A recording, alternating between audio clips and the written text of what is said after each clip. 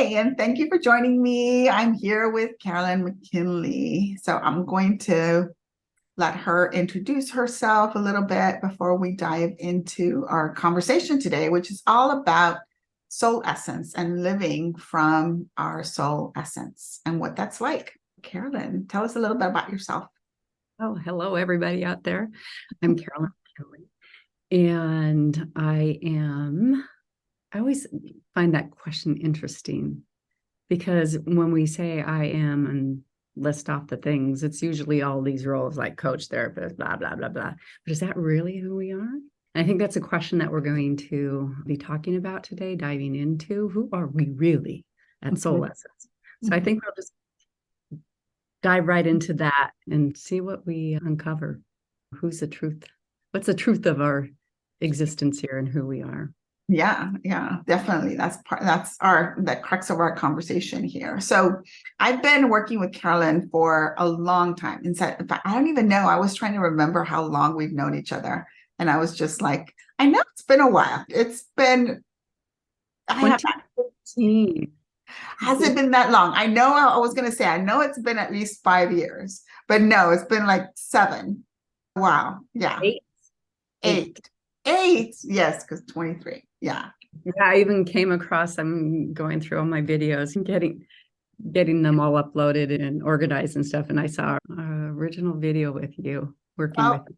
Wow. Yeah. So 8 years. Karolyn has really been the witness of my own transformation and growth and learning. And around the time when we met was when I started learning much more about soul essence energy, and then what that was and what that meant and how we discover it, and then how we start attuning to it and living from it. And so she was one of my guinea pigs when I was learning this.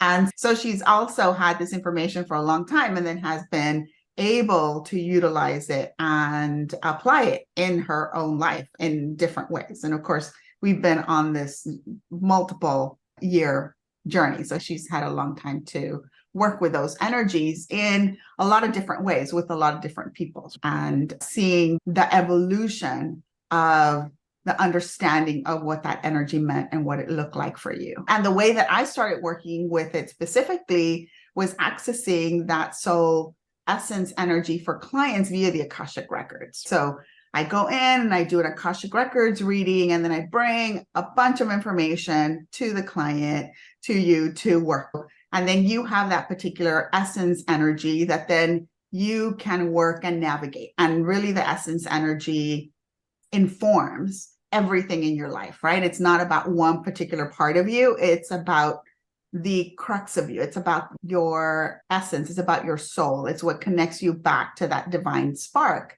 from when you were created. The idea when we work with this particular energy is that if we live with our focus of expressing that energy, then we're going to be in alignment with our soul.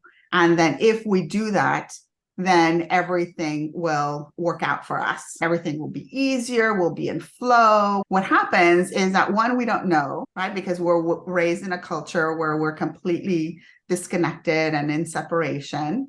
And then when we do get that information, we get it at the point where, let's say you're 40 when you receive this information. By that time, you've had 40 years of living in this other way, in this other framework.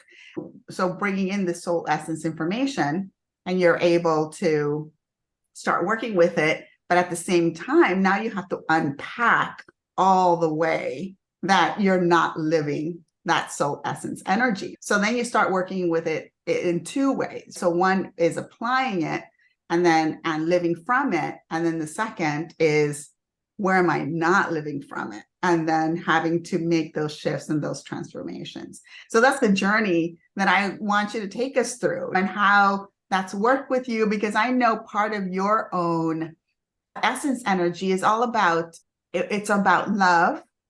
So that's one, because her essence energy was twofold, right? So one was love, but I think the primary one was the wisdom one. The wisdom piece. Yeah. So the wisdom piece was first, and then the love aspect, right? And because I didn't go and do a review of your reading sheet right before our conversation. So I'm working from memory here. So we have sometimes the essence energies, there's more than one, right? So we always have, everyone has all the essence energies, right? Because we come from divinity. So we have to have those essence energies. Otherwise, like, it wouldn't work, right? But each person, each soul has primary energies. And we can think of the divine creates us in a way so that divine can get to know itself through us expressing these energies, right? And so everyone has a different, slightly different configuration of the energy. And so for Karolyn specifically, the energy was wisdom and love. So if you can remember back to 8 years ago when you first found out that in this particular flavor, because I'm sure when you first got this information, it's kind of wasn't new to you, right? It was just it made sense. It's like anything, whether it's your astrological chart or your human design or something like that, where you're just like, oh yeah, that's me.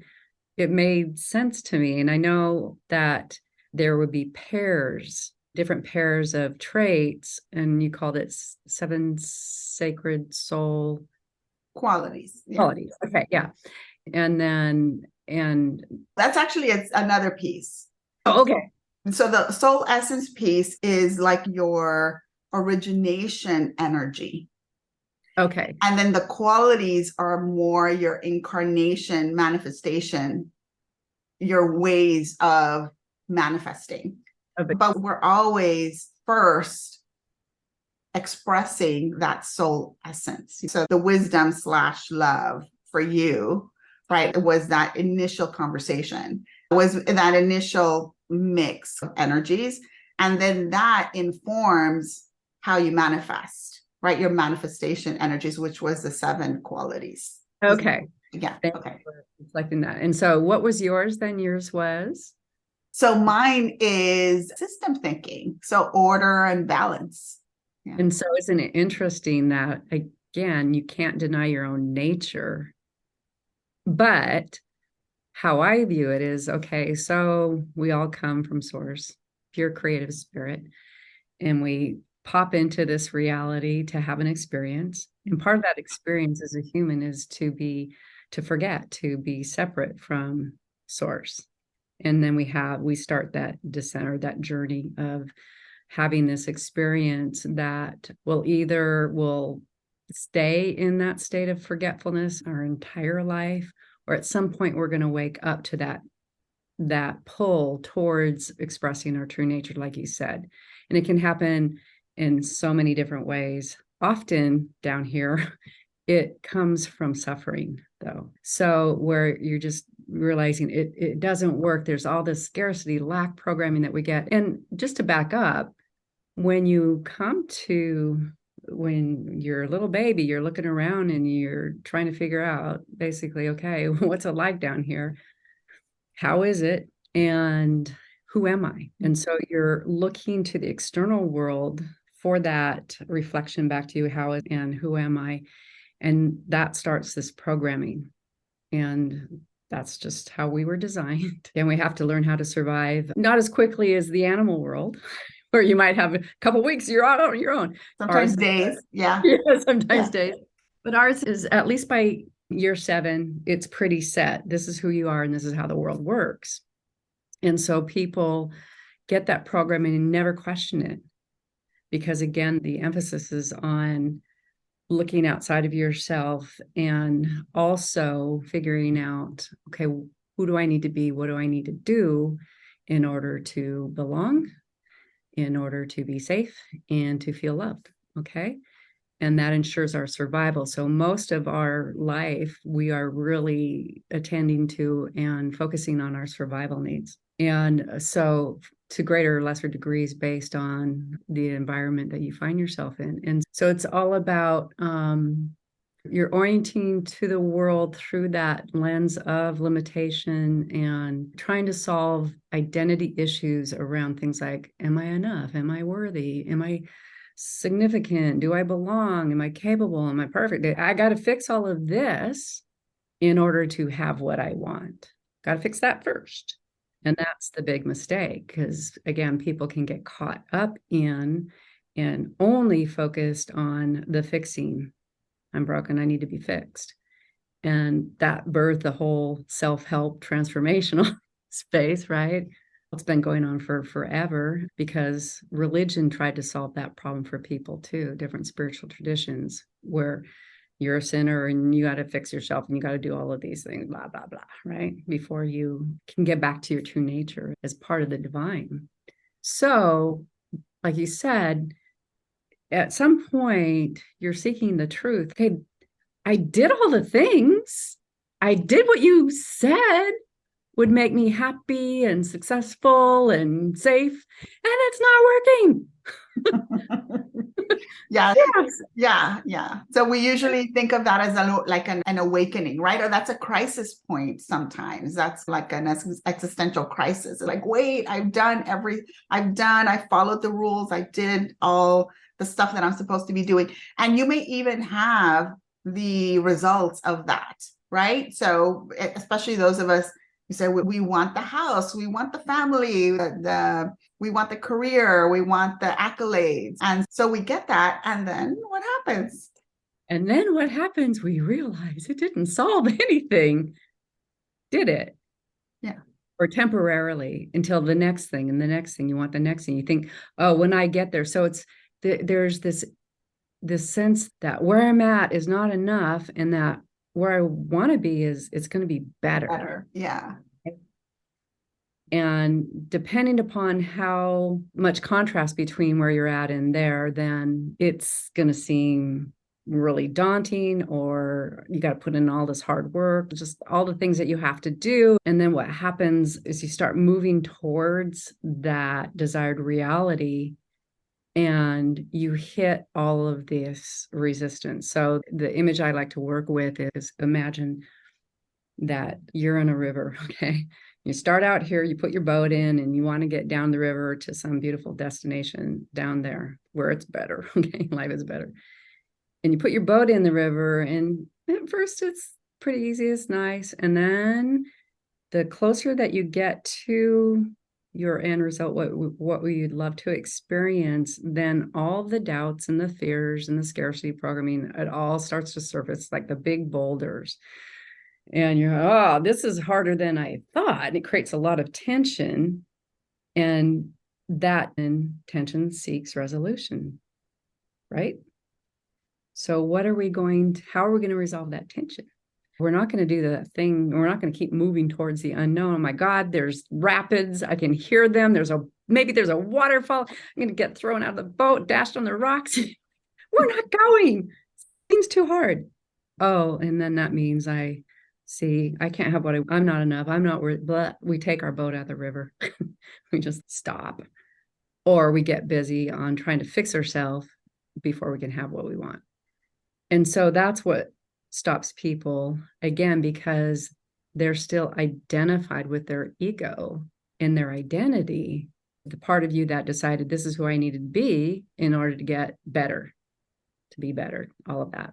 And you and I both know, because we like to play with, what happens when you focus your attention on something, in quantum physics, whatever you observe is what's created.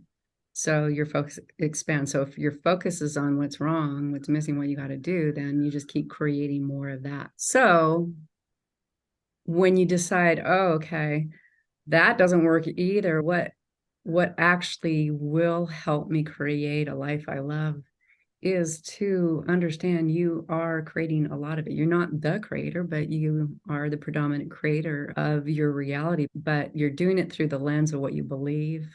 You're doing it through the lens of what you think is possible for you, and based on the programming that you got. And so that lens is you delete, distort, generalize to fit your belief about what's possible. Okay. And like I said, you focus on that. So let's just say, okay, the truth is I was born worthy and enough and lovable, and nothing has changed. Nothing. as a divine being. Okay. There's nothing that you have to do. Then what would you choose? What does that look like? That's when it comes, that's when knowing your true nature and purpose and who you are as a creator and what is this essence part of you changes everything. And so Right? how did it change for you? So I know we're talking like very theoretical. So I'd like us for you to share, if you can, some of your personal experience. So what getting this information, so getting the reading for you was more like, oh yeah, like that makes sense. Like it's not necessarily new information because you're able to see that kind of reflected in your life. And you're able to see how when things were good, like those particular essence energies, like were present and were being reflected. So, can you talk a little bit about how you live those wisdom and love energy? So, when you're living your essence energy, you know, what you say you're coming from your center, it's coming from your core. How do you do that yourself? And then, how do you know when you're on track? And how do you know when you're not off track? Okay, that's a big question, but I'll try to be succinct because I can go on. Okay, so as a little itty bitty girl, I can remember always wondering, how is it here? What's going on? How does this work? And exploring that at a very young age. Even I remember this very distinct memory. I'm at the pond looking at the pollywogs going, how did I turn into a frog? That's pretty amazing. That's miraculous. Thinking that, Yeah. talking to God then. And then throughout my life, literally, I think I probably explored like 18 different spiritual traditions, some really deep dives. And so I was looking for the perennial wisdom and look at my bookshelf, and that's one of three. But that's not the same as wisdom. That's knowledge. But wisdom is knowing what to do with all of that knowledge and how to apply that and how to create your life in a way that is in alignment, which then gets back to the love part, which is, to me, that's the whole shtick down here. This is why we're here. And love being the acknowledgement that we're all connected and we can contribute to each other, and in that it's inside of the choice to come from love, then I am naturally thinking about others, not just myself, which ensures the health and viability of the all. So to me, it's like love is the gateway back to source. Yeah. I believe source is love. All right. So that is my essence, is marrying those two. Is like, how is it here? And how can I express from that highest truth, highest love, highest wisdom here for the highest good of all? So does that answer the question? Yes. And I think we can get now more specific into certain areas, right? Because, and I can see definitely how what you've just said is reflected in how you work with your clients and how you teach in your groups. And because that's those two energies are the essence of what you create in order to share with groups and with other people.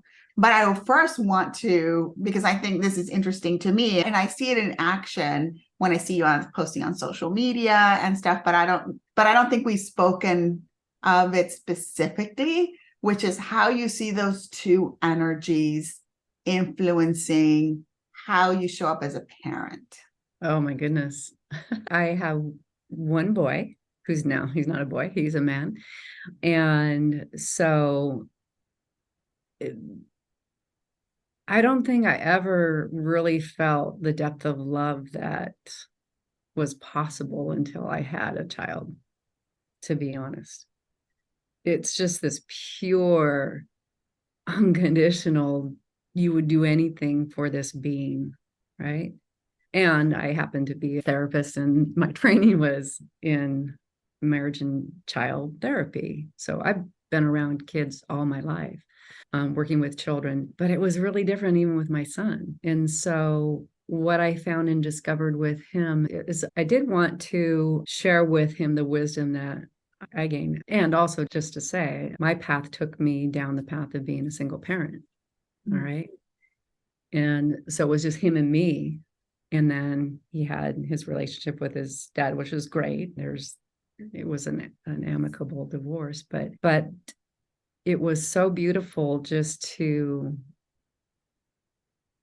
see who he was at his essence. Now, you didn't do that for him, define what that is for him, but that was something that I was always very aware of, is to let him step into the truth of who he is and not try to make him conform to some version of what I think he needed to be. And just love him up. It's just the most, he just elicited that from me. So it was really easy for me. And so I wish I'd had more children, to be honest, because it's just such a beautiful gift. And to be able to share what you do know about how to live, how to be here, how it is down here, and who you are, but who you are as a unique individual. You're not here to live for me. And then also the other thing that's really, I think, really important, and maybe I know this is part of your work, the legacy part, is each generation, you want them to not necessarily have it better. That's not really what I'm saying, but to step into greater and greater levels of expression of their greatness, who they are as a unique being. And so much of it, and I'm so grateful for my ancestors, because we're here today for how they figured out how to survive. But there's a lot of stuff that we also got passed on that has been very challenging. All right. And maybe you can speak to that more too in your work. The stuff that. Yeah. So I think your ability that wisdom, essence, energy allowed you or gave you that perspective that then allowed you to let him grow into who he was supposed to be. And a lot of times, some of the greatest damage that parents do to their children, and you may have received that from your parents, is that they have expectations. And then we want to, because we love our parents, we think they know what they're older, so then they know, right? And they think they know too, right? And that they want us to meet these expectations, and then we want to meet these expectations. And so we can even think of society as that ultimate parent, right? That we want to fit into what the norms are that society has set. And I think one of the biggest gifts that you could have given him is to break that pattern, right? Is to allow him to, and I think that's the biggest gift we can give our children, that to understand that they are here to express themselves, not to express us and who we are as parents, but they are their own being, and they're going to express and find that full fulfillment in their own self-expression. And if we try to fit them into a box, that isn't the right way to, and I think part of that wisdom that you're bringing forward and living your own soul essence, right, then kind of allowed that to happen for him too, because you were living it. And so then so in a sense, that's part of your legacy to him, right, is allowing him to learn that, where it wasn't even spoken, really. It was just a way of being, your way of being, but then allowed his way of being. And so then it's almost effortless. Like, you don't really have to try to do it. It's just something that happens as a result of your aligned self-expression. Does that make sense? Yeah, I never had the thing that a lot of parents do where the kid is rebelling.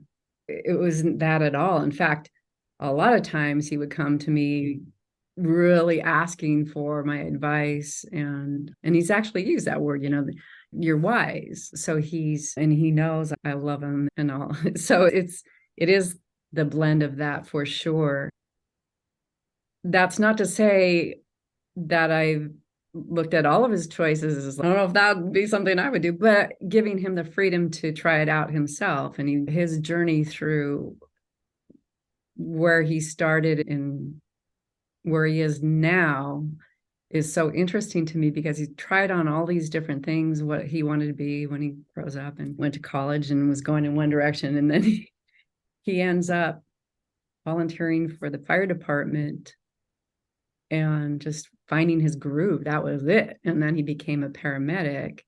And so what's so cool about it is, even though we didn't push him to be anything or choose anything in particular, he ends up in a career where it's like the best of both worlds, in the sense of he gets to bring that, what I feel like I've given him and my legacy for him. So he's a very caring, empathetic person, good counselor kind of person. All the girls would come to him and ask for advice. Hilarious. And then like his dad, who just mountain man, outdoors, and super smart, and just really, it all came together in what he's doing now. But he's still his own person, so he still has his, how he does it, how he expresses it. So I think we need to trust our children to make really good choices, and we have to trust ourselves to make really good choices. And I think this comes back to, when you know what your essence is, your true nature is, you trust yourself and your decisions, even when it's really hard. And knowing that if you are living in an intentional way, life is going to give you feedback. And so if you make a choice that is not quite right, you're going to see that feedback loop, right? You're going to see the results of that choice. And the more aware and the more open we are to noticing those results, we can pivot, and it's okay. Like, it's okay to pivot. And I think, and that's what you just said that your son was doing. Like, he was trying all of these different things. He was pivoting until he found like the thing that spoke to him, which is really nice. Because I was witness to some of that, right? Yeah, in the year since he was in college to now. And so it's nice. And one of the things I really want to point out is this sense of that when we are leaving a legacy regardless, right? Regardless, anything that we do, we're leaving that legacy. So do we want to leave that legacy of exploration and positivity, and them really kind of walking into who they're supposed to be and their own soul expression? Or do we want to leave a legacy of putting them in a box and forcing them to do things that don't really speak to them? And because we know the one is leading to health and vitality, and another one is leading to the opposite. Because we know if we are living a life that is repressed and in a box, like, eventually it's going to show up physically, right? It's going to show up in depression, maybe, so in mental type of effects, or it's going to show in our bodies with different ailments and our gut issues and bone and arthritis. And because there's all this repressed energy that's not being expressed, right? And so we need to be able to express it. And we want to express it not out of fear of getting sick, but we want to express it out of joy of like living in this way, right? That feels good, and it's in alignment, and that is fulfilling, and it feels full, and it feels abundant, and it feels joyful, and it feels expansive. Yeah. And that reminds me, I'm in business because people get really stuck early on. And there's this process I take people through. It's very detailed, granular. Like, it takes at least 3 to sometimes 5 hours to uncover what I call the core adaptive programming. So it's, again, this question, who am I and how is it out here? You adapt to your family, your environment in a particular way so that you feel loved, belong, and feel safe, right? Again, if it's against your true nature, your essence, it will express as all of the things that you just, mental health issues, depression, anxiety, physical issues, etc. And so every time you're trying to express your true nature and somebody says, don't do that, stop it, that's not okay. And you contract and you're like, okay, I'll adapt. And so I love the acronym of this core adaptive strategy. It caps your ability to express in your fullness and the truth of who you are. And it's running in the background 24/7. It's going to affect your relationships. It's going to affect what work you choose, your body, all of this stuff. And mine, when I uncovered mine, and when I learned this process, it was called the dysfunctional formation. And I was like, this is not dysfunctional. This is very functional. This helps you survive. Okay. So mine was, you're not allowed to ask for help or support. You're supposed to just do it all yourself. Can you imagine how that expressed throughout my life? A lot of work for me. Yeah. So that led to episodes of some burnout and health issues, yes, to affected relationships because nobody can help me. I got to do it myself. And I learned that was some of the programming that I got from my family, watching my parents work really hard and all of that, and not really good at receiving. And so when you uncover that and you're like, oh, okay, that's how I belong to my family, is to be like them, right? Yep. Just imprint like little baby ducklings. Okay. And you just do that. Some people do it their whole life. But when I started to unpack that and actually start to ask for help, now I can express more of my soul essence. Okay. Because yes, I came here to be all of that. And there's no way I can do it when I'm trying to just fit into this smaller version, this contracted version of me that just wanted to fit in. And there's a saying called it comes from family constellation work. I don't know if you're familiar with that. Yeah. Okay. Yeah. Bert Hellinger's work. And I do a lot of cool processes with that. But in a family of thieves, a child who will not steal feels guilty. The message is just do this or you're going to feel bad. And you're going to ask, why do I hurt? Oh, because I'm bad. I'm wrong. I shouldn't be doing this. Okay. And again, it's just part of being human down here on planet Earth and doing the best we can, having an experience. But I think we're coming into a whole collective evolution. I know you and me have been interested in this for forever, talking about this. What does that actually look like? And why it's so important to do the work that you're talking about today. And my work is to really assist this waking up to our true nature, to our soul's essence, and expressing from that. And then also waking up to the wisdom that we are learning, right? Because part of the work that fascinates both of us is this whole idea of unity consciousness, right?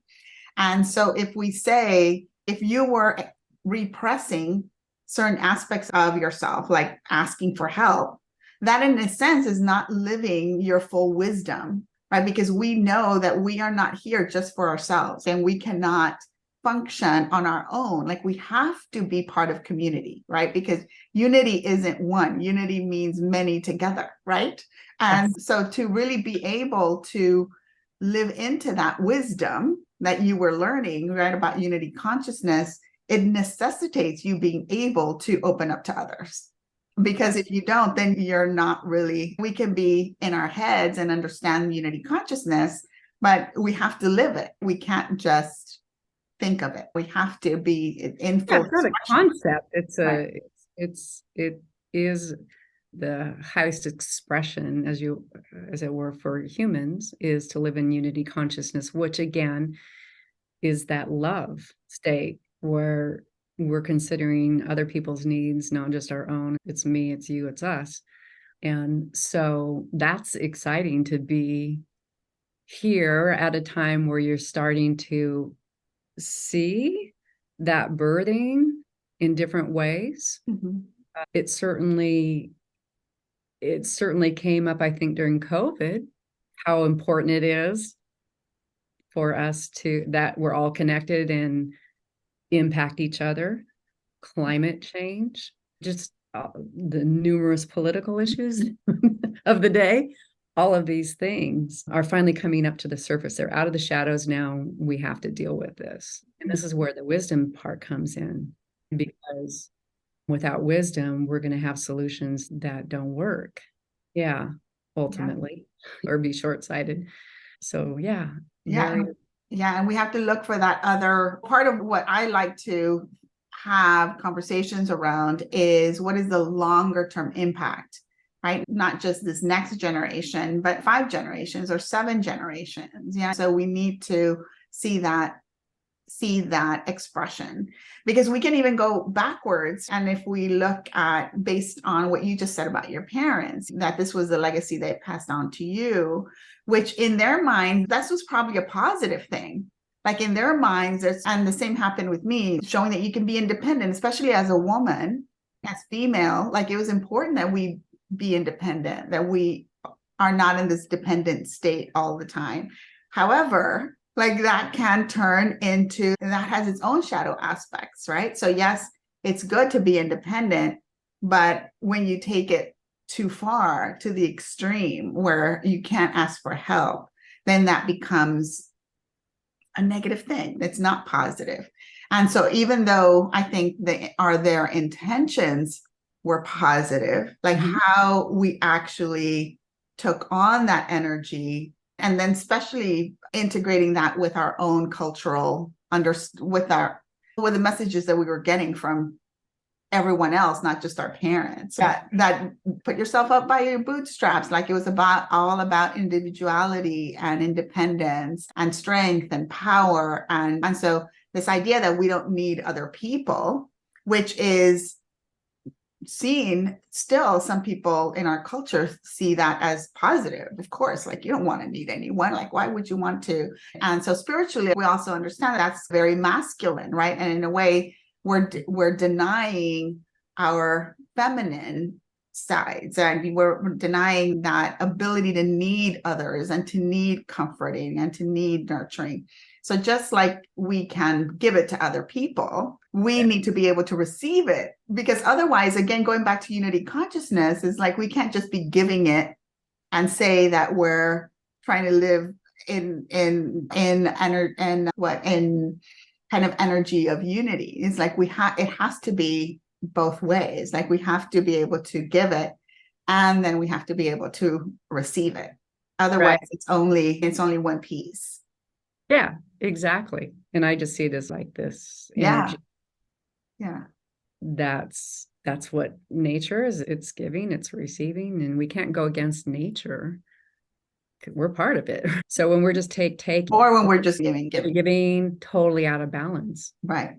Yeah. So unity is coming together, the divine masculine, divine feminine in beautiful balance, actually in harmony, working together. And then it works. It works. Okay. Yeah. And that's where we're going. Hopefully that will make it, when there's enough of us that are waking up to that potential, then it becomes inevitable, because we're all connected. So this information, or this awareness rather, is being downloaded, not necessarily consciously, but through our connection energetically. It's happening. That's what I'm here for. Yeah. And I think a lot of us who are undergoing I think we are kind of bridge, right, between the generation that wasn't as soul essence oriented and unity consciousness oriented, with the one hopefully that's coming after us, that they don't even really think about it. That's just part of who they are. And so we have to navigate being in the middle between the two, right? And so we understand what it is to be in the old way, because perhaps part of our lives we lived that, and then we had to go through the awakening phase, and now trying to live this new way, and trying to live it in such a way that it becomes natural for the next generation to just receive that as the legacy we leave them, where then they don't have to fight the same battles. Exactly. Thank goodness. Yeah. So powerful. Yeah. And so how do you see, I know that we're getting to the end of, because you have another appointment to get to, but how do you see the future for you, the next step or the next piece of what you are doing and the work that you are doing and taking this, because part of your focus is like moving from the center out, like moving from your essence energies, whatever you are understanding to be your soul, I guess, how would you define them? Yeah, thank you. Great question again. You can go on and on. And I think we're taught once again that it's just here we are and here's some better life that we should strive for, always improving, things will get better. And to me, that always felt really, something was off with that, because it felt I was never satisfied in this present moment. There's always that sense of lack or separation from the thing. And then where's your focus is on what's missing. And now we're back in the problem identity or problem world. And I really saw a lot of that in therapy. And this is why I'm shifting my work more towards what I would call more of instead of going even from coaching world and self-transformation world, you're still doing that process in a lot of ways. But I was asking the question to myself recently, where it's like, what's a different way to do this? Like, oh, what if we're not going from here to here? We're just connecting here to our heart, highest truth, highest love, highest bliss for the good of all. Okay. That's what I would love to express. That's what I'm here to do. And I'm going to get guidance about what that is. That's beyond what my ego is telling me I need to be or do to survive. Mm-hmm. It's not about survival. It's about thriving. It's about being a creator. It's about creating the world that I want to live in. So my ego can't give that to me. It hasn't experienced it before. It's only experienced what you've done in the past. So the practice is like getting very centered into my heart, and which knows I belong, I'm loved, I'm enough, I'm safe here first. And then from that space, what would I love to experience or get some guidance from my soul? What's the next step? Okay. And then you just do that next thing. It's not all the steps, you got to figure it all out in advance. It's just, no, the next one, you follow the breadcrumbs to live a life that in large part is just trusting the unknown, and that you will be divinely guided to exactly where you should be, what you should do. And the more that I live in that way, that's when the magic and the miracles happen. It's so cool. It's not about efforting everything. It really is a lot about receiving, but it's also about taking that sort of masculine action of just, okay, do the thing. And then yeah. And doing the thing informed by this heart energy, right? So it's like moving outward, but first moving inward to really connect and attune with what that energy is. And then that's going to inform that next step, right? That's going to inform the action. Yeah, and you and me, we went to a Dr. Joe Dispenza event where we had the gift of being in a hotel ballroom with 1,400 people, all in a state of heart coherence together. And that just amplified that energy. It was like palpable. You could feel it all, right? And there were miracles, like Jesus healing level miracles, people being able to walk and heal in different ways. And so to me, that's really exciting too, that the more of us doing that same thing, not just me individually, but together getting into a state of connected to the heart, anything is possible. It literally is to me. Yeah. It amplifies the power. Yeah, it does. Yeah. Whether it's manifestation power or healing power, or it's just like when we can through the heart or with that heart coherence, like it just amplifies. Yeah. And you can feel it. Yeah. And all you have to do, and maybe we'll just end on this, and I invite everybody who's listening, is just everybody just close your eyes for a moment and drop into your heart. And just think of someone or something that you love. Just call that up and just feel what that feels like. That's heart coherence. It's that simple. All you have to do. Yep. Yeah. So, Well, thank you so much for coming on and for this conversation and for sharing your experience with, living from your heart and living from your center. Yeah. Thank you so much for inviting me. I always so enjoy Our conversation. I know we could be forever. We can talk for hours. So thank you so much. I really enjoyed our conversation today, and hopefully it served your audience.